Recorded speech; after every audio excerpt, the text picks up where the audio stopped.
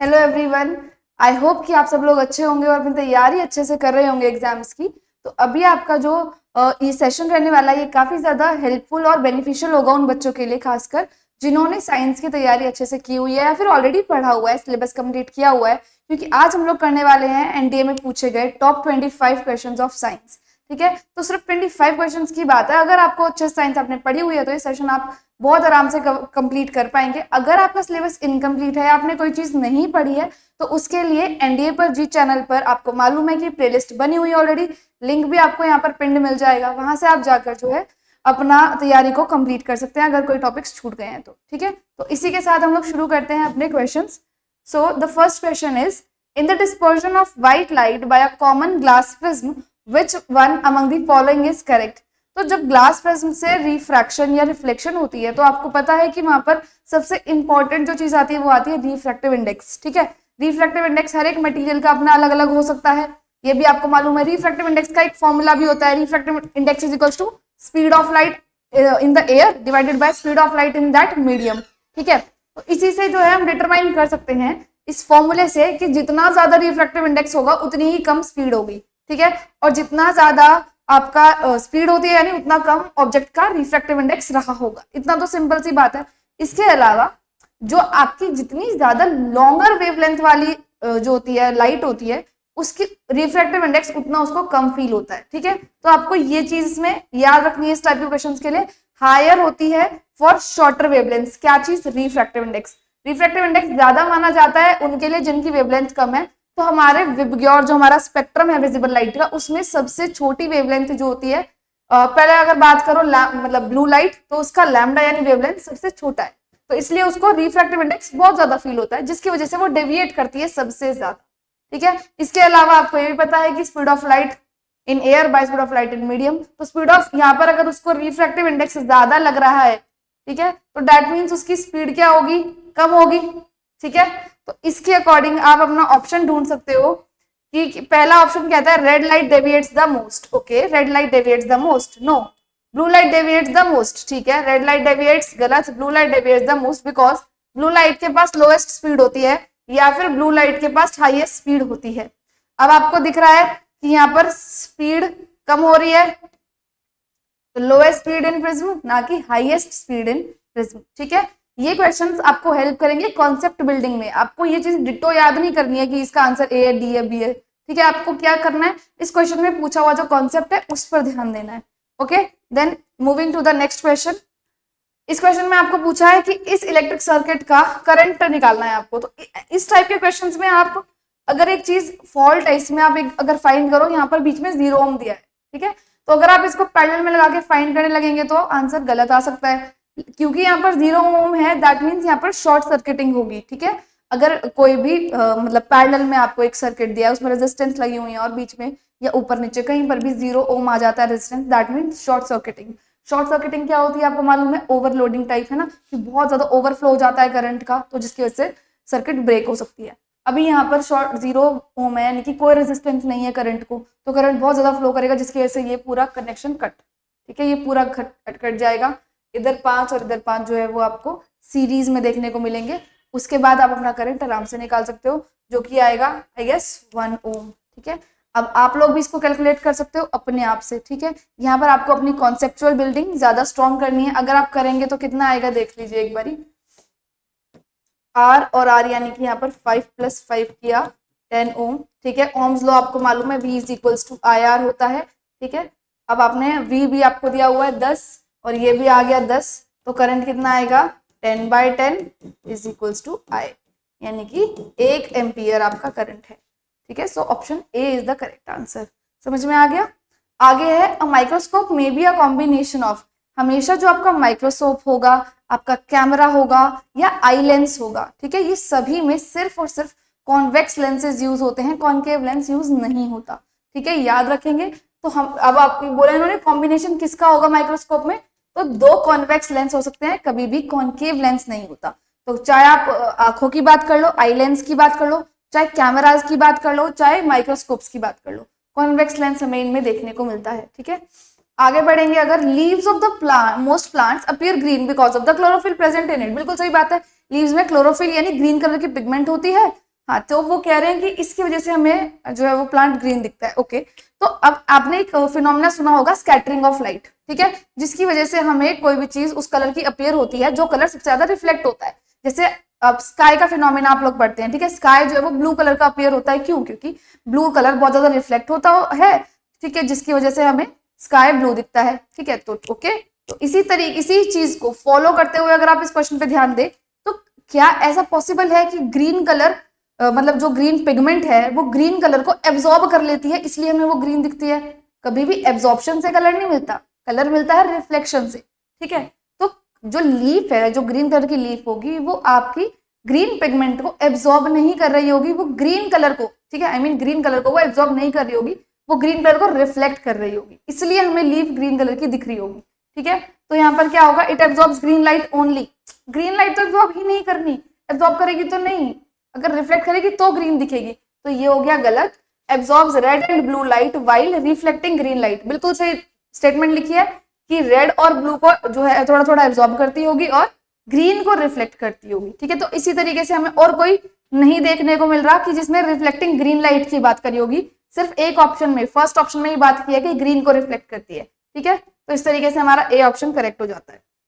Next, which of the following does not apply to the sound waves in fluids? Fluid में sound waves के लिए कौन सी statement correct नहीं है? अब जो फ्लूइड है, फ्लूइड क्या होता है, लिक्विड प्लस गैसेस को फ्लूइड बोलते हैं, ठीक है। साउंड वेव्स की एक बार कैरेक्टरिस्टिक पढ़ेंगे, उसके बाद हम अपना क्वेश्चन देखेंगे। साउंड वेव्स जो होती हैं वो हमेशा लॉन्गिट्यूडनल वेव्स रहती हैं फ्लूइड्स में। लॉन्गिट्यूडनल यानी कि जिस डायरेक्शन में पार्टिकल मूव कर रहा है, ऑसिलेट कर रहा है, उसी डायरेक्शन में आपकी वेव्स की डायरेक्शन होगी, ठीक है, उसी डायरेक्शन में वेव मूव करेगी जिसमें पार्टिकल ऑसिलेट कर रहा होगा। ट्रांसपोर्ट एनर्जी, तो बिल्कुल साउंड वेव्स ट्रांसपोर्ट करती हैं एनर्जी, सही बात है, एक तरफ से energy, because you know sound is a form of energy. Okay, आगे रिक्वायर्स मीडियम, साउंड को मीडियम चाहिए, बिल्कुल चाहिए, कौन सा medium? It can be solid, liquid और गैस, ठीक है। साउंड बिना मीडियम के ट्रैवल नहीं करती, मालूम है आपको, वैक्यूम में साउंड नहीं ट्रैवल कर सकती। Travels faster in liquid then gases, याद रखना है, जो साउंड है वो फास्टर ट्रैवल करती है लिक्विड में as compare to gas. Reason क्या है? लिक्विड में जो पार्टिकल्स हैं वो कंपैरेटिवली ज्यादा क्लोजर होते हैं, ठीक है, जिसकी वजह से साउंड को एक मीडियम मिल जाता है ट्रैवल करने का, क्योंकि साउंड तो मीडियम में ट्रैवल करेगी, मीडियम यानी कि पार्टिकल्स होने चाहिए, तो पार्टिकल जितने ज्यादा पास होंगे साउंड उतनी फास्ट ट्रैवल करेगी, ठीक है। तो जो आपका लिक्विड है उसमें पार्टिकल ज्यादा करीब होते हैं एज कंपेयर टू गैसेस, तो वहां पर वो थोड़ा ज्यादा जल्दी ट्रैवल कर पाती है। ओके, तो अब अगर आप क्वेश्चन देखोगे तो ट्रांसपोर्ट करती है एनर्जी, बिल्कुल सही बात है, मीडियम चाहिए, travel faster in liquid then gases, सही बात है। सी ऑप्शन जो है वो गलत है कि वो ट्रांसवर्स वेव्स हैं, वो ट्रांसवर्स नहीं होती, वो क्या होती है, लॉन्गिट्यूडनल वेव्स होती हैं, ठीक है। आगे अगर आप देखो यहाँ पर पूछा है कौन सा अरेंजमेंट जो है वो मिनिमम रिफ्लेक्टिव रेजिस्टेंस ऑफर करता होगा। बेटा मैं आपको बता दूं कि फिजिक्स के जो मोस्ट ऑफ द क्वेश्चंस होते हैं उनको आप अपनी अप्लाइड नॉलेज से या लॉजिक से भी सॉल्व कर पाते हो, ठीक है, अनटिल अनलेस वो काइनेमैटिक्स या मोशन वाले उस साइड से क्वेश्चन हो, ठीक है। कुछ क्वेश्चन ऐसे होते हैं जिनमें कैलकुलेशन रिक्वायरमेंट होती है, लेकिन कुछ क्वेश्चन होते हैं जिनमें मेंटल एबिलिटी की जरूरत होती है क्वेश्चन क्रैक करने के लिए। अब आप इसको अगर देखो तो इसमें अगर आप 4 सर्किट का रेजिस्टेंस निकालोगे इक्विवेलेंट, तो काफी टाइम आपका कंज्यूम होगा, ठीक है, एटलीस्ट 1 मिनट 2 मिनट तो बच्चा का जाएगा, 1 मिनट तो एवरेज बच्चा लगा ही देगा, ठीक है, और जिसको नहीं आती कैलकुलेशन तो वो और भी ज्यादा लगा सकता है। एनीवेज अगर आप इसको दिमाग से सॉल्व करो तो आपको पता है कि जब आप पैरेलल रेजिस्टेंस कनेक्ट करते हो पैरेलल में, तो वहां पर जो इक्विवेलेंट रेजिस्टेंस आती है वो लार्जेस्ट से भी छोटी आती है, ठीक है। इस सर्किट में जितनी भी लार्जेस्ट होगी उससे भी छोटी रेजिस्टेंस अगर आपको मिलेगी तो पैरेलल आपने कनेक्ट किया होगा उसको, ठीक है। और सीरीज में जो आप कनेक्ट करते हो तो जो आपकी रेजिस्टेंस निकल के आती है वो लार्जेस्ट से भी ज्यादा आती है, ठीक है। तो सीरीज में रेजिस्टेंस मैक्सिमम देखने को मिलती है और पैरेलल में रेजिस्टेंस मिनिमम देखने को मिलती है ऑलवेज। तो इसमें जो है ये 2 ऑप्शन तो कट ही कर दो अगर आपको चाहिए मिनिमम रेजिस्टेंस, ठीक है, क्योंकि यहाँ तो मैक्सिमम मिलने वाली है। इन दोनों में से मैक्सिमम किस में होगी, क्योंकि दोनों पैरेलल में है, इन दोनों में से मैक्सिमम उसमें होगी जिसमें ज्यादा रेजिस्टेंसेस लगाई होंगी। तो इसमें 3 रेजिस्टेंस लगाई है, इसमें 2 ही लगाई हैं, तो हमने क्या करना है, ए ऑप्शन को टिक करना है, क्योंकि उसमें नंबर ऑफ रेजिस्टेंस भी ज्यादा है प्लस पैरेलल कनेक्शन है, ठीक है। पैरेलल में हमेशा रेजिस्टेंस कम होती है। अगर आप आगे देखो, which one among the following diseases cause due to the deficiency of vitamin D. Vitamin D की डेफिशिएंसी से क्या होता है, तो विटामिन डी की डेफिशिएंसी से बिल्कुल रिकेट्स होता है, सही बात है। इसके अलावा बेरी की बात करें तो बेरी जो होती है वो विटामिन B1 की डेफिशिएंसी से होती है, और B1 का जो नाम होता है वो क्या होता है, थायमीन, ठीक है। थायमीन की डेफिशिएंसी से बेरी होती है, तो इसको याद रखेंगे, ठीक है। B1 की डेफिशिएंसी विटामिन B1। स्कर्वी होती है आपकी विटामिन C की डेफिशिएंसी से। निमोनिया जो होता है वो आपका एक तरह से इन्फ्लुएंजा यानी वायरस, ठीक है, बैक्टीरिया या फंजाई, कोई भी टाइप का जो माइक्रो ऑर्गेनिज्म है वो कॉज कर सकता है। तो एक पर्टिकुलर पॉजिटिव एजेंट नहीं है, काफी सारे हो सकते हैं, लेकिन इनके लिए आपको याद रखना है रिकेट्स में क्या होता है, और बोन्स, ठीक है, जॉइंट्स वो पेन करने लगते हैं, स्कर्वी में गम ब्लीडिंग, ठीक है, बेरी में भी इसी टाइप के जो है सिमिलर टाइप ऑफ सिम्टम्स देखने को मिलते हैं। ऑल्दो आपके एग्जाम के लिए सिम्टम्स ऐसा जितना नेसेसरी नहीं है, बट जरूरी है कि आप पॉजिटिव एजेंट आपको पता हो, ठीक है, या फिर डेफिशिएंसी किसकी वजह से मतलब वो डिजीज हुई है वो आपको पता हो, ठीक है। आगे आप देखोगे कि इसमें आपको दो लिस्ट दी हुई है, उनको मैच करना है। ओके, तो प्रोटीन्स जो होते हैं उनको जब आप ब्रेक करते हो तो अमाइनो एसिड मिलता है, या आप ये भी बोल सकते हो कि अमाइनो एसिड से मिलकर प्रोटीन बने होते हैं। प्रोटीन की बहुत सारी चेन्स मिलकर पेप्टोन्स बनाती हैं, ठीक है। पहले अमाइनो एसिड सबसे छोटी यूनिट है प्रोटीन की, फिर प्रोटीन, पहले अमाइनो एसिड, फिर प्रोटीन, फिर पेप्टोन्स, ठीक है। तो प्रोटीन्स जो होते हैं उसके लिए अमाइनो एसिड, सही बात है, यानी ए के सामने 4 आना चाहिए, यानी ए ऑप्शन और बी ऑप्शन तो कट गए। अब इन दोनों में से हमें चूज करना है। कार्बोहाइड्रेट्स जो होते हैं उनमें होते हैं मोनोसेकेराइड्स, मोनो यानी वन, सेकेराइड यानी शुगर। कार्बोहाइड्रेट जो होते हैं वो कॉम्प्लेक्स शुगर होती है, उसके अंदर बहुत सारी शुगर की यूनिट्स लगी होती है। मोनोसेकेराइड्स हो सकती हैं, ठीक है, डाइसेकेराइड्स हो सकती हैं, ओलिगोसेकेराइड्स हो सकती हैं, पॉलीसेकेराइड्स हो सकती हैं।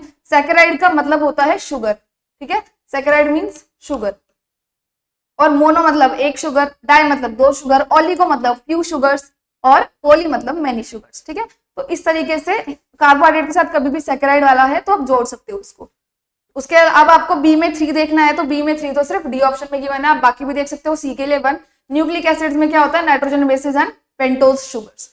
ये क्या है, नाइट्रोजन बेसिस पेंटोज शुगर, जो आपका आरएनए डीएनए वो सब न्यूक्लिक एसिड का पार्ट है, और वो सब इसी में काउंट होता है, ठीक है। लिपिड जो है वो ब्रेक होके क्या बनाते हैं, फैटी एसिड्स और ग्लिसरॉल बनाते हैं। लिपिड्स आपने डाइजेशन वाले चैप्टर में भी पढ़ा होगा, ठीक है, अगर याद है तो बताना मुझे जरा कि आपको लर्न है कि नहीं कमेंट में, ठीक है। उसके बाद है site of cellular respiration, cell जो है वो रेस्पायर करता है एनिमल सेल में, कौन से ऑर्गेनेली से, तो राइबोसोम है, माइटोकॉन्ड्रिया, ईआर या लाइसोसोम। लाइसोसोम जो होता है वो सुसाइडल बैग होता है सेल का, ठीक है, उसके पास डाइजेस्टिव एंजाइम्स होते हैं। राइबोसोम जो होती है वो प्रोटीन फैक्ट्री होती है, वो प्रोटीन्स बनाने में मदद करती है। एंडोप्लाज्मिक रेटिकुलम जो होता है उसके अलग अलग काम है, एक होता है आरईआर, एक होता है एसईआर। आरईआर यानी रफ एंडोप्लाज्मिक रेटिकुलम, एसईआर यानी स्मूथ एंडोप्लाज्मिक रेटिकुलम, ठीक है। ये चीज मैं आपको ऑलरेडी पढ़ा भी चुकी हूँ, जिन्होंने क्लास ली है तो उन्हें पता भी होगा, जिन्होंने और जिनको ऑलरेडी पता है तो वेल एंड गुड। इसके अलावा आपका ऑप्शन क्या बचता है, माइटोकॉन्ड्रिया, ठीक है। तो माइटोकॉन्ड्रिया जो होती है वो एनर्जी हाउस होता है, पावर हाउस होता है, पता ही आपको, एटीपी प्रोड्यूस करता है, adenosine triphosphate which is the energy currency of the cell, जो इस बार आपसे पूछा भी था, ठीक है। Which one among the following cells produces antibodies, antibody कौन बनाता है इनमें से, तो एरिथ्रोसाइट जो होती है वो रेड ब्लड सेल्स होती हैं बॉडी की, ठीक है। इओसिनोफिल्स एक पार्ट होता है, ठीक है, सेल्स का, और मतलब ब्लड सेल्स का एक कंपोनेंट है इओसिनोफिल। फिर प्लेटलेट्स जो होती हैं वो ब्लड को क्लॉट करने में हेल्प करती हैं, अगर कहीं पे कट लग जाता है तो उसमें क्लॉटिंग करना, ठीक है, वहां पर एक नेट लाइक स्ट्रक्चर बना देना, वहां से ब्लड को बाहर ना आने देना, ठीक है। तो ये क्लॉट करने का काम होता है प्लेटलेट्स का। अगर बात करेंगे लिम्फोसाइट्स की, तो लिम्फोसाइट्स का काम हो जाता है एंटीबॉडीज को बनाना, ठीक है। आगे अगर देखोगे इनमें से कौन सा जो है एनिमल सेल से बिलोंग करता है, आपसे पूछा है, तो लिम्फोसाइट आपको पता है एनिमल्स में होती हैं, अभी एंटीबॉडी बना रही थी हमने पढ़ा। मोनोसाइट्स भी एनिमल सेल का पार्ट है, बेसोफिल्स भी एनिमल सेल्स का पार्ट है, कॉन्ड्रोसाइट जो है वो भी एनिमल सेल्स का पार्ट है, ठीक है। तो ये अगर नहीं पता था इसको याद रखेंगे। कॉन्ड्रोसाइट एक ऐसा सेल होता है जो कार्टिलेज वाला जो प्रोटीन है, कॉन्ड्राइटिन प्रोटीन नाम होता है उसका, नहीं याद रखना कोई दिक्कत नहीं है, कार्टिलेज याद रख सकते हो। तो कॉन्ड्रोसाइट जो है ये एक कुछ प्रोटीन बनाती है जिसकी वजह से कार्टिलेज बनती है। कार्टिलेज तो पता होगी, कार्टिलेज सॉफ्ट टिश्यू होता है, सॉफ्ट बोन्स होती हैं जो कि हमारे ईयर्स में प्रेजेंट है, नोज में प्रेजेंट है, ठीक है, लैरिंक्स में प्रेजेंट होती है। तो कार्टिलेज जो है वो बनाने का काम होता है, मतलब कार्टिलेज बनती है एक प्रोटीन से, उस प्रोटीन को बनाता है ये कॉन्ड्रोसाइट। तो ये चारों सेल्स जो है ये एनिमल सेल्स का ही पार्ट है, ऑल 4, ओके। आगे अगर देखेंगे which of the following tissues help to connect 2 bones, तो 2 बोन्स को कनेक्ट कौन करता है, 2 बोन्स को कनेक्ट करने का काम होता है लिगामेंट्स का, ठीक है। लिगामेंट्स करता है बोन टू बोन कनेक्शन। तो टेंडेंस क्या करता है, टेंडेंस करता है बोन टू मसल कनेक्शन, ठीक है। बोन्स को और मसल्स को आपस में जोड़ते हैं टेंडन, और लिगामेंट जोड़ते हैं बोन्स को और बोन्स को, ठीक है। एरियोलर टिश्यू होता है बॉडीज में एक, और एक होता है कार्टिलेज। कार्टिलेज आपको ऑलरेडी बताइए, ठीक है, जो भी हमने पढ़ा नोज में, ईयर्स में। आगे आपसे पूछा है what is the oxidation state of vanadium in V2O5। V2O5 में ऑक्सीडेशन स्टेट क्या होती है, ठीक है। तो आपको याद रखना है ऑक्सीजन की जो ऑक्सीडेशन स्टेट है वो कितनी होती है,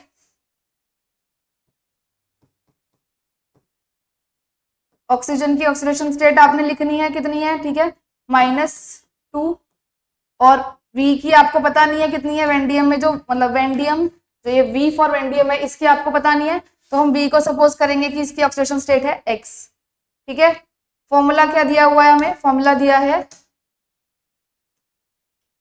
V2O5, इसके ऊपर कोई चार्ज है, कोई चार्ज नहीं है, तो ये ओवरऑल न्यूट्रल है, तो इज इक्वल्स टू 0।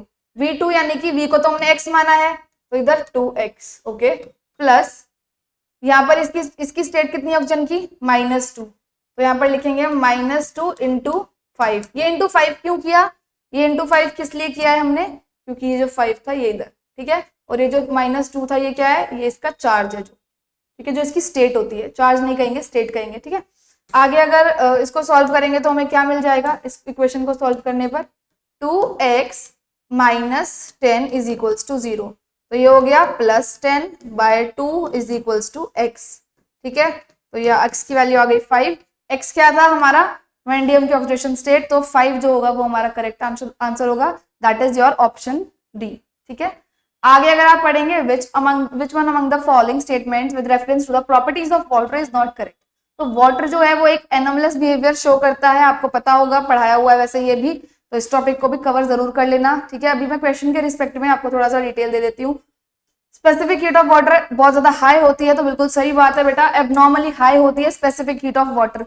इसमें जो गलत बात है वो ये है कि latent heat of fusion of water is very low, तो ऐसा बिल्कुल नहीं है। लेटेंट हीट ऑफ जो वाटर होती है, हिडन हीट ऑफ वाटर होती है, वो हाई होती है, ठीक है। उसको अपना टेम्परेचर चेंज करने के लिए हाई हीट की जरूरत पड़ती है, तो B option is absolutely incorrect, यहाँ पर लो की जगह हाई होना चाहिए था, ठीक है। डेंसिटी पानी की ज्यादा होती है आइस से, बिल्कुल सही बात है। प्योर वाटर जो है वो एक नॉन कंडक्टर होता है इलेक्ट्रिसिटी का। Pure water non conductor electricity क्यों होता है, क्योंकि उसके अंदर आयंस नहीं होते, या फिर हम बोले चार्ज्ड पार्टिकल्स नहीं होते, ठीक है, सॉल्ट्स नहीं होते। तो अगर उसके अंदर ऐसे आयंस नहीं है, चार्ज पार्टिकल्स नहीं है, तो वो कंडक्ट नहीं करवा पाएंगे इलेक्ट्रिसिटी को, ठीक है। सो ये रीजन हो जाता है, डी बी हमारा सही स्टेटमेंट है।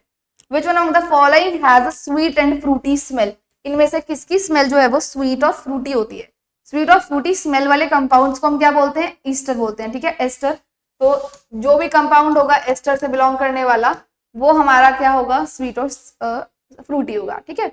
सो इनको फ्रेगनेंस में, ठीक है, काफी ज्यादा यूज किया जाता है, लाइक परफ्यूम्स वगैरह बनाने में इनको यूज किया जाता है। इसके अलावा एस्टर्स में क्या होता है, carboxylic acid and alcohol groups जो होते हैं वो होते हैं, तो इसमें एल्कोहल का होना सबसे ज्यादा जरूरी होता है। एस्टर्स का जो फॉर्मेशन होता है तो उसमें एल्कोहल आता है, ठीक है, यानी OH ग्रुप आता है। एल्कोहल यानी इसका जो आपका सफिक्स होना चाहिए वो OL ऑल होना चाहिए। अगर किसी ने नहीं पढ़ा, कंपाउंड नहीं आता, तो भी अब इसमें से OL वाला जो है वो ढूंढो, सही कर दो। एसिड नहीं होता, एसिटेट, फिनॉन, तो कौन होता है, alcohol. The correct option becomes ethyl alcohol, ठीक है। आगे देखेंगे water gas is the mixture of, तो बेटा वाटर गैस किसका मिक्सचर होता है, कार्बन मोनोऑक्साइड और हाइड्रोजन गैस का मिक्सचर होती है वाटर गैस। वाटर गैस क्या चीज है, वाटर गैस एक गैसियस फ्यूल है, ठीक है, एक फ्यूल है जो गैस की फॉर्म में होता है, गैस की स्टेट में होता है। तो कार्बन मोनोऑक्साइड और हाइड्रोजन, कार्बन मोनोऑक्साइड और हाइड्रोजन होता है वाटर गैस। वाटर गैस का ही दूसरा नाम होता है सिन गैस, ठीक है। इसके अलावा एक गैस होती है जिसका नाम होता है प्रोड्यूसर गैस, और उस गैस में क्या होता है, कार्बन मोनोऑक्साइड प्लस नाइट्रोजन, ठीक है।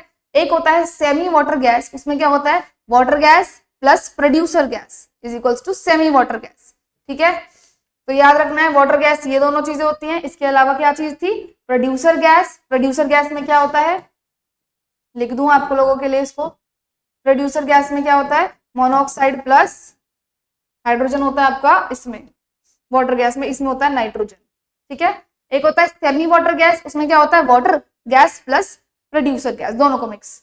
What is the action of litmus on ethanol. Litmus क्या होती है, लिटमस एक इंडिकेटर है, ठीक है, जिसको हमने किससे एक्सट्रैक्ट किया है, जिसको हमने एक्सट्रैक्ट किया लाइकन से, ठीक है। तो ये एक इंडिकेटर है जो क्या करती है, किसी सॉल्यूशन का एसिडिक या बेसिक नेचर हमें बताती है, ठीक है।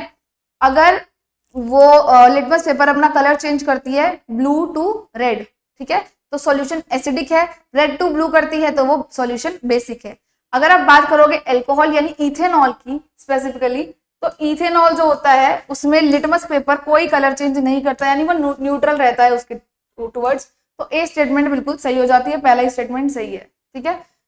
न्यूट्रल होता है इथेनॉल के लिए लिटमस पेपर। आगे आ जाते हैं कि आपको सेपरेशन मेथड्स बताने हैं, किसके लिए कौन सा मेथड सेपरेशन के लिए यूज किया जाता है। ओके, तो एक बार इसको पढ़ते हैं और फिर सॉल्व करने की कोशिश करते हैं। पहला है बेटा क्रोमेटोग्राफी। क्रोमेटोग्राफी को यूज किया जाता है ज्यादातर पिगमेंट्स को अलग करने के लिए, ठीक है। कि अलग अलग पिगमेंट्स है, जैसे कि लीव होती है, लीफ उसमें अलग अलग पिगमेंट होती है, लाइक उसके अंदर क्लोरोफिल होती है, जेंथोफिल होती है, ठीक है, और भी बहुत सारे पिगमेंट्स होते हैं। तो हमने वो नहीं पढ़ना कौन से हैं, बट हमें ये पता होना चाहिए क्रोमेटोग्राफी से हम पिगमेंट्स को अलग कर सकते हैं। तो पिगमेंट्स को एक्सट्रैक्ट करने के लिए हम क्या यूज करते हैं, क्रोमेटोग्राफी, ठीक है। इसके ऑप्शन जो है वो कट हो गए हैं, बट हम ऐसे मैच कर सकते हैं इसको अभी भी। इसके बाद है सेपरेशन ऑफ इसके बाद है separation of water and kerosene from their mixture, separation of cream from milk. Cream और मिल्क को अगर अलग करना होगा तो क्या करना है, जो घर में होता है, आपने किसी ने शायद देखा भी हो, क्रीम और मिल्क को अलग करने के लिए किया जाता है सेंट्रीफ्यूगेशन, ठीक है। वो जो वो नहीं, पता नहीं मेरे को याद नहीं है हिंदी में क्या बोलते हैं उसको, ठीक है। तो उसमें जिसमें से मक्खन निकालते हैं, ठीक है, मतलब वो छाछ से मक्खन निकालते हैं, तो वो उस वाले प्रोसेस को हम सेंट्रीफ्यूगेशन बोलते हैं साइंस में। Separation of acetone and mixture के लिए डिस्टिलेशन होता है, और क्योंकि इसके बाद जो आपका केरोसिन है उसको अगर पानी से अलग करना है तो सेपरेटिंग फर्क। ओके, मेन तो आपको ये दोनों पता होनी चाहिए, सेंट्रीफ्यूगेशन वाली और क्रोमेटोग्राफी वाली, काफी ज्यादा इंपॉर्टेंट है। उसके बाद है कि जो सोप फॉर्मेशन होती है उसमें पोटेशियम हाइड्रोक्साइड को अगर यूज किया जाए तो क्यों यूज कर रहे हैं पोटेशियम हाइड्रोक्साइड को, वो ये पूछ रहे हैं। तो बेटा जब इस सोप फॉर्मेशन होती है, सोप फॉर्मेशन की रिएक्शन को क्या बोलते हैं, saponification reaction. Okay, the process of formation of soap is known as saponification. Saponification में आपका कोई भी बेस यूज किया जा सकता है, जैसे कि सोडियम हाइड्रोक्साइड और पोटेशियम हाइड्रोक्साइड को मेजरली यूज करते हैं। सोडियम हाइड्रोक्साइड को यूज करेंगे तो हमें एक हार्ड सोप मिलता है, ठीक है। हार्ड सोप जो बर्तन धोने वाला या कपड़े धोने वाला सोप होता है उस टाइप का, नहाने वाला या हैंड वॉश वाला सोप नहीं मिलता। तो अगर हम KOH यूज करते हैं यानी पोटेशियम हाइड्रोक्साइड यूज करते हैं तो हमें मिलता है एक काइंड ऑफ सॉफ्ट सोप, ठीक है। तो पोटेशियम हाइड्रोक्साइड यूज करने का क्या रीजन होता है, जो हार्ड हो स्किन पर, नहीं बिल्कुल नहीं, जो सॉफ्ट हो हमारी स्किन पर, बिल्कुल सही बात है। नेचुरल फ्रेग्रेंस के लिए हम KOH को क्यों यूज करेंगे, मतलब नॉर्मल सी बात है, इकोनॉमिकल हमें बनाना नहीं है। इकोनॉमिकल यानी कि जो मतलब थोड़ा चीप हो या जो खरीदने में अफोर्डेबल हो, तो हमने ये चीजें तो करने के लिए हम कोई केमिकल चेंज नहीं करते। आगे अगर बढ़ेंगे नेक्स्ट क्वेश्चन पे, which one among the following salt does not possess water of crystallization? Now what is the water of crystallization? Water of crystallization होता है fixed amount of water molecules जो किसी भी फॉर्मूला में होते हैं, ठीक है। कोई भी सॉल्ट है, कोई भी केमिकल है, उसके अंदर अगर आप कहीं डॉट लगा के फिर H2O लिखते हो तो वो कहलाता है water of crystallization, fixed amount of water molecules in a formula. Okay, तो अब इसके लिए आपको फॉर्मूले याद होने चाहिए, नहीं भी याद है तो इजी वाले तो याद ही होंगे, जो सबसे इजी है, जो हर किसी को पता ही होते हैं, जैसे पोटेशियम पर मैंगनेट। व्हाट इज पोटेशियम पर मैंगनेट, इट इज KMnO4, ठीक है, it is KMnO4। Okay, blue vitriol जिसको कॉपर सल्फेट को कहा जाता है, ठीक है, CuSO4.5H2O उसके अंदर आती है, यानी 5 वाटर ऑफ क्रिस्टलाइजेशन हमें इसमें देखने को मिलते हैं। वॉशिंग सोडा, इसके अंदर 10 water molecules 10 water of crystallization देखने को मिलते हैं। मोर सॉल्ट का फॉर्मूला इतना बड़ा होता है, पर फॉर्मूला आपको याद बिल्कुल भी नहीं करना, सिर्फ वाटर ऑफ क्रिस्टलाइजेशन याद कर सकते हो, 6 होते हैं इसमें, ठीक है।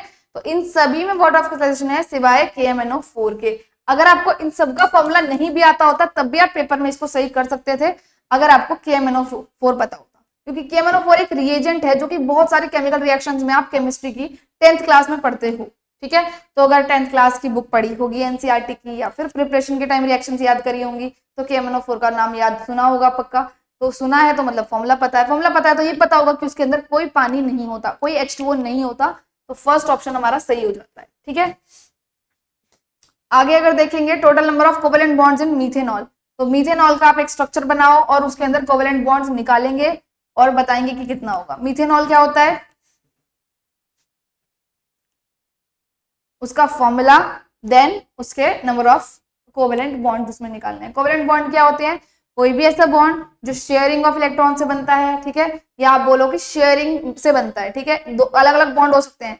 कभी कभी क्या होता है, आयंस जब बनते हैं तो आयंस में क्या होता है, या तो वो इलेक्ट्रॉन लेके चला जाता है या तो वो इलेक्ट्रॉन देके चला जाता है, ठीक है, दोनों के बीच में कोई भी रिलेशन नहीं होता। लेकिन कोवेलेंट बॉन्ड्स में क्या होता है, दो एटम्स के बीच में एक म्यूचुअल अट्रैक्शन रहती है, म्यूचुअल रिलेशन रहता है, जिसमें क्या होता है, दोनों के बीच में शेयरिंग ऑफ इलेक्ट्रॉन्स होती है। तो it is kind of very easy question अगर आप इसका स्ट्रक्चर बनाएंगे और उसको ड्रॉ करेंगे। कोवेलेंट पता होना चाहिए कि शेयरिंग से बन रहा है। बेसिकली इसमें जितने भी बॉन्ड बनेंगे वो सभी शेयरिंग से बनेंगे, तो जो आपका आंसर आएगा वो बिल्कुल साफ साफ आएगा, जो कि होगा 4, ठीक है। तो जिन्होंने अगर ट्राई किया था बनाना तो उनका अगर आंसर 4 आया, दैट इज करेक्ट ऑप्शन, ठीक है। आगे अगर बात करें रिएक्शन ऑफ क्विक लाइम अगर आप करते हो with water to produce slaked lime CaOH whole twice, तो वो किसका एग्जाम्पल है? डिस्प्लेसमेंट का? बिल्कुल भी नहीं, कह रहे हैं CaO प्लस वाटर। जब भी ये दोनों रिएक्ट करेंगे तो इसमें कोई डिस्प्लेसमेंट हो ही नहीं रही है, ठीक है, इसमें कोई किसी को डिस्प्लेस नहीं कर रहा, तो पहला गलत है। एंडोथर्मिक यानी कि हमें इसको हीट देनी पड़ती है। दो रिएक्शन होती है, एंडो और एक्सो। एंडो यानी कि आपको हीट देनी पड़ी, एक्सो यानी आपने हीट रिलीज करवाई। तो यहाँ पर ये एंडोथर्मिक नहीं है, ठीक है, यहाँ पर ये कैसा रिएक्शन होता है, हाईली एक्सोथर्मिक, यहाँ पर हीट रिलीज होती है काफी ज्यादा, ठीक है, इसमें जो टेस्ट ट्यूब होती है वो गर्म हो जाती है, तो it is a example of exothermic reaction, okay.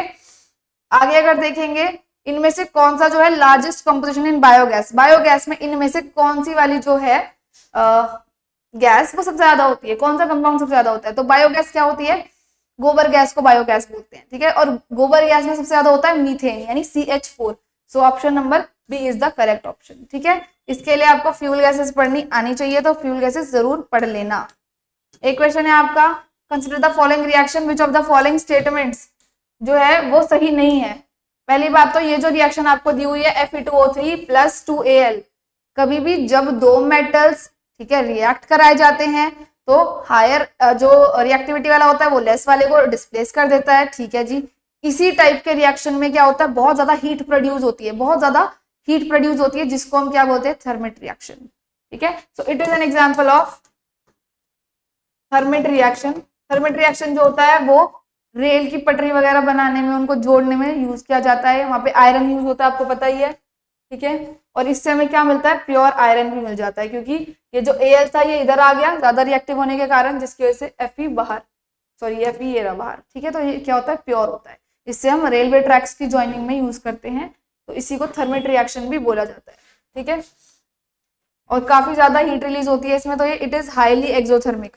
तो पहले बोल रहे हैं नॉट करेक्ट बताना है, एग्जांपल ऑफ डिस्प्लेसमेंट, तो बिल्कुल सही बात है, डिस्प्लेसमेंट तो हो रही है। Fe2O3 एक ऑक्सीडाइजिंग एजेंट की तरह काम कर रहा है। ऑक्सीडाइजिंग एजेंट क्या होता है, कोई भी ऐसा एजेंट, कोई भी ऐसा कंपाउंड जो दूसरे वाले कंपाउंड के अंदर क्या करे, ऑक्सीजन को जोड़ दे, ऑक्सीजन को जोड़ दे, अपने आप में से ऑक्सीजन को लूज कर दे और उसमें ऑक्सीजन को जोड़ दे, वो होता है ऑक्सीडाइजिंग एजेंट। तो यहाँ पर हमारा कह रहे हैं कौन है, Fe2O3 ऑक्सीडाइजिंग एजेंट है, बिल्कुल सही बात है, इसके पास ऑक्सीजन थी, लेकिन यहाँ पर देखेंगे तो इसके पास ऑक्सीजन नहीं है। ऑक्सीजन नहीं है इसका मतलब इसने अपनी ऑक्सीजन किसी को दे दी, किसी को ऑक्सीजन दे दी, इसका मतलब ये एक ऑक्सीडाइजिंग एजेंट कहलाएगा, ठीक है, तो ये स्टेटमेंट सही है। ये रिएक्शन जो है वो एप्लीकेबल होती है रेलवे ट्रैक्स की ज्वाइनिंग में, बिल्कुल सही बात है, तो गलत क्या हो गया, हाईली एंडोथर्मिक। एंडोथर्मिक नहीं होती, क्या होती है, एक्सोथर्मिक होती है, हीट रिलीज करती है, हीट हमें देनी नहीं पड़ती, ठीक है। So that's it for this session. I hope कि आप लोगों को सारे क्वेश्चन समझ में आए होंगे। कोई कॉन्सेप्ट्स अगर क्लियर नहीं हुए तो आप मुझसे पूछ सकते हो कमेंट में। अगर क्लियर हो गया है तो सेशन कैसा लगा ये जरूर बताना। अब मैं आपको मिलूंगी अगली वीडियो में, तब तक के लिए bye bye, take care and जय हिंद।